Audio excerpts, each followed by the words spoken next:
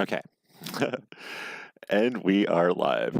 Welcome back to Clubhouse Conversations. My name is Brian Penny. I am the owner and editor of Clubhouse Conversations on YouTube, on Substack, on Reddit, all over the internet. And basically going through and talking about all the, doing reviews of the clubs of the creators of Clubhouse. So you understand which rooms to go into, which stuff to avoid, how to get out of the clicks, things like that.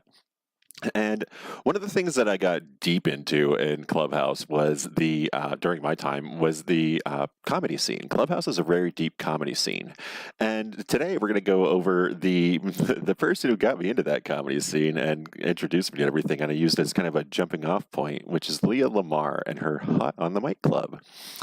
And if you don't know who Leah Lamarr is, you're probably not on Clubhouse because outside of Clubhouse, not many people do.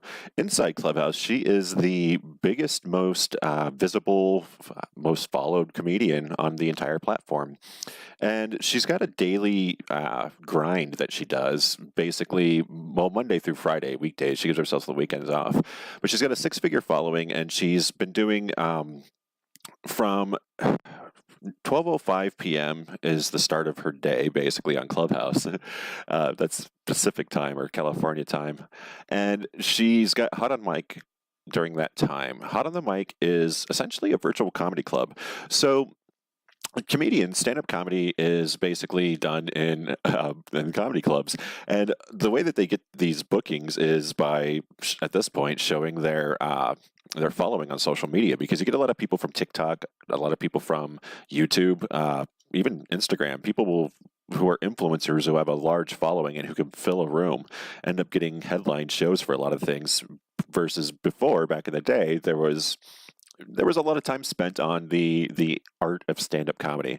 Like I would say probably Chris Rock, maybe Dave Chappelle was probably the last generation of the real stand-up comic.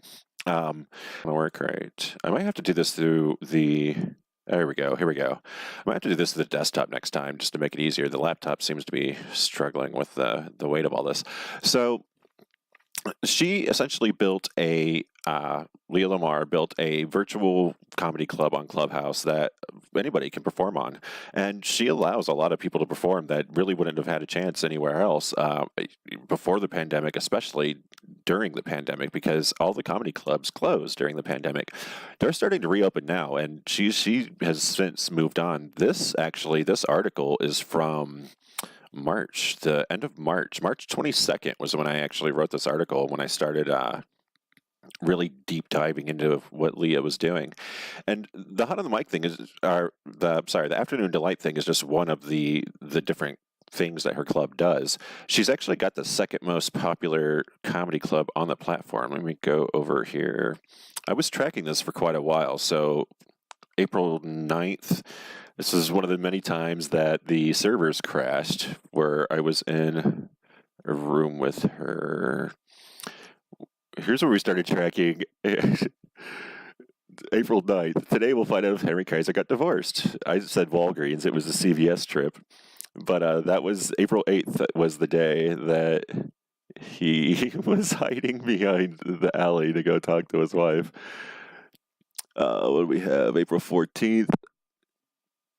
Dane Cook, that ridiculous man. Oh, here we go. Another one. Here we go. Today, Henry's on a CVS trip for Omid's birthday cake while Leah and Fizza prepare a surprise. So this was Omid's birthday. It was on April 14th during Ramadan. Let's see what we had on this one. Oh, the top comedy clubs. Here's the list I was looking for. The top comedy clubs on Clubhouse.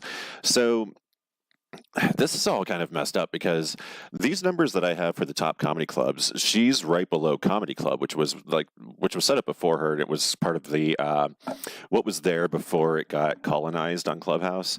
And unfortunately, she adds everybody as members, and so everybody, like, it shows it as the second highest club on here, but when you go into the club search within the platform, you won't even see Hot on the Mic. It's pretty much hidden because she has very few followers.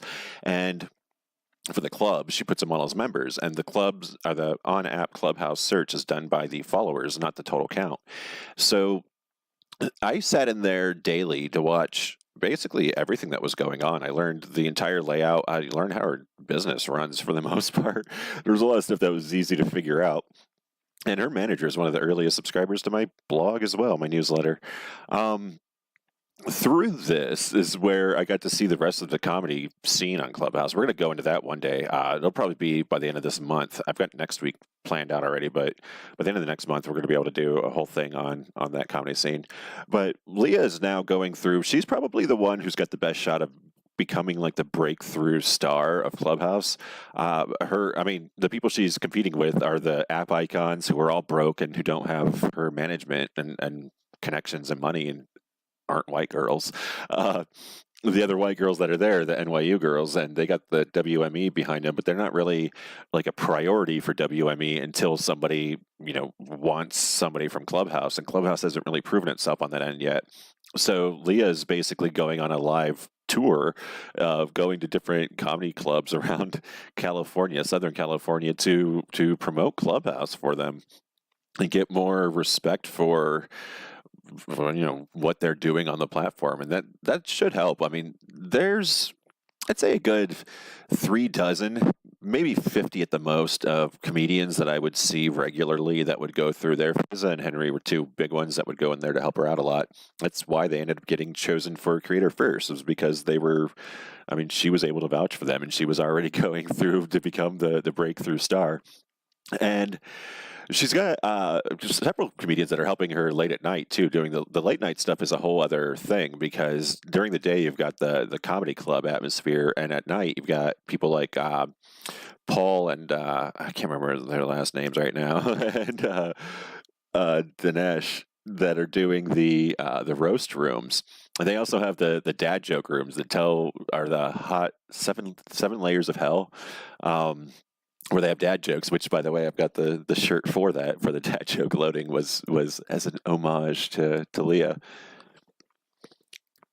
And if you're going to go on there right now, there was a good 3 months where she was pretty much the only thing that was going on in comedy, because all of the minority comedians had just kind of left because they'd been exploited and violently harassed. And now that she's been on there for a while, though, there's a lot of other people that are going on there. The comedy scene's deep. Essentially, Fizza and Henry are being pulled in 50 different directions at this point to go do different versions of their comedy on there. They have the comedy podcast, which is a bunch of people who already know how to podcast, and they're going through and pulling in all of the big name comedians to get them on, and kind of, like Jeff Foxworthy, Bill Burr, Stephen Wright, I can't remember, Brian Regan, I think it was the last one. And I mean, they're going and trying to get them to at least come in and interview, because it's very difficult. Leah can't get people to come through and do their material. And even the people that do their material on there, I mean, a lot of them recycle a lot of stuff. Overall, though, it's a great club. It's a good thing to go see. It's the most consistent comedy that you're going to find on there. She's friends with a lot of the people that are in the Creator First thing, which, I mean, that's obvious because they're trying to please her with that. But we're going to see how all that works out. But she's not the only person in the comedy scene right now. She's just the most visible person. And we're going to go into this whole weekend, probably. I'll dive into some of the different comedy clubs and work on all of that. But right now, what you need to know is that all of the stuff that you would see on Leah's club is all listed on her profile here. The Turn Problems into Punchlines with Judy Carter, the roast at night, the Make Leah Laugh, the dad joke stuff. The comedy club every day, every Monday through Friday, 12:05. Definitely check it out. It runs better some days than others. People on Clubhouse are mostly there for clout. She can pull 50 people up on stage. You'll get one person that's actually laughing, unless she's leading the laughter or has somebody there like leading the laughter. It's kind of a pain in the butt.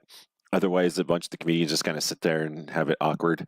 I think they make probably about $10 to $100, probably, I'd say, in that range every time anybody does a show on there, any comedian.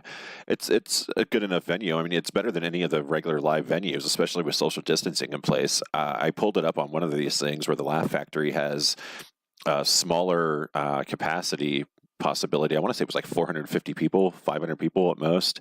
And it was less than that. The Laugh Factory, that was like 300 people. But essentially what she's doing is 500 people at any given moment that she's performing for. And Paul's definitely going to help get her, Paul Davison is going to help get her a boost once all this stuff goes through, because she's probably the hardest working person out of this cult.